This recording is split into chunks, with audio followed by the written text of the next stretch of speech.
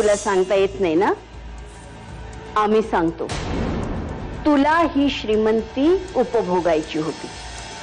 आता सुद्धा विक्रमादित्यांना पुढे करून तू तुझ्या इच्छा पूर्ण करायला बघतेस. आज आमचे शेअर्स गहाण ठेवून तू घर विकत घेतलंस. उद्या कदाचित. ताईमा, तुम्ही प्रत्येक वेळी माझ्याबद्दल असाच विचार का करता? तुझी बडबड ऐकण्याची आम्हाला मुळीच इच्छा नाही. ताबडतोब आदित्य राजांना फोन लाव आणि त्यांना इथे बोलावून घे.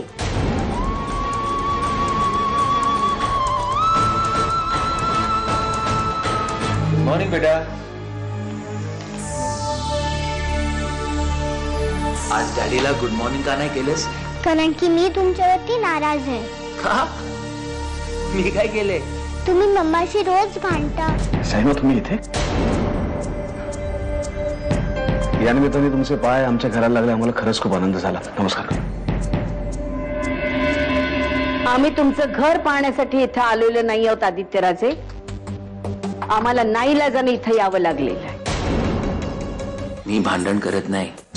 खरं तर मम्मा माझ्या बरोबर भांडण करते. पण ती का भांडण करेल? कारण अशी तिची सवय आहे. आणि अशा स्वभावाची बाई ही तुझी आई आणि माझी बायको आहे. हे माझं दुर्दैव आहे.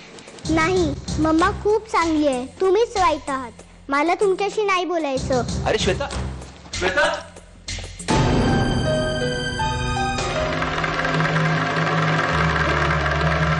ज्या राजशिर्के घराण्याने तुम्हाला ऐश्वर्य दिलं, प्रतिष्ठा मिळवून दिली, त्याच्या विरोधात उभं राहताना तुम्ही राजशिर्के हे नाव कसं काय लावू शकता?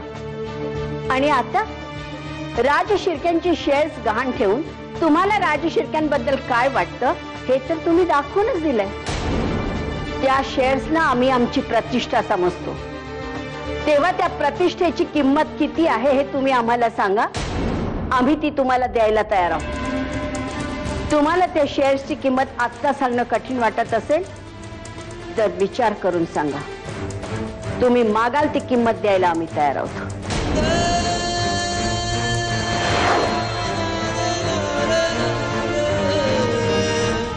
आम्हाला वाटतं आपण त्या हरीला विकत नाही घेतला.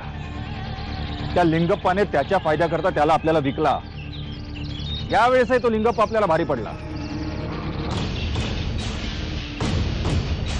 असं जर असेल ना तर लिंगप्पाला त्याच्या पद्धतीनं सडेतोड उत्तर दिल्याशिवाय मी गप्प बसणार.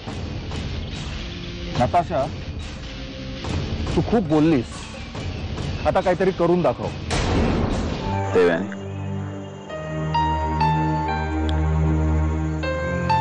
आतापर्यंत तू आपण सगळे एकत्र येऊ, एकत्र राहू या एका आशेवर तू आतापर्यंत जगत होतेस. ती किती खोटी होती तुझ्या लक्षात आलं असेलच. यापुढे आपल्याला जगात कोणीही नातेवाईक नाही असं समजूनच जगण्याची सवय करून घ्यायला लागणार आहे. निदान साईमांच्या डोळ्यात आपल्याबद्दलचा राग बघितल्यानंतर तू पुन्हा असं काही बोलण्याचं धाडस करणार नाहीस असं आम्हाला वाटतं. तुला काय वाटतं? साईमांना मी बदलेन असं मी खात्रीने नाही सांगत, पण माझे प्रयत्न मी सुरूच ठेवणार. हे बघ साक्षी, मला असं वाटतं की तू राजसाठी स्वतःचं करिअर अननेसेसरीली खराब करून घेतेस. तुला समजून घेण्याची त्याची पात्रताच नव्हती. ही इतक्या लवकर त्यांना हार मानली याच्यावरून त्याच्या मनाचा दुबळेपणा लक्षात येतो. आणि या अशा मुलासाठी तू तुझं करिअर खराब करायला निघालीस. अजूनही वेळ गेलेली नाहीये. शहाणी असशील तर सावध हो. त्याचा विचार मनातून काढून टाक आणि पोलीस ट्रेनिंगला हजर हो.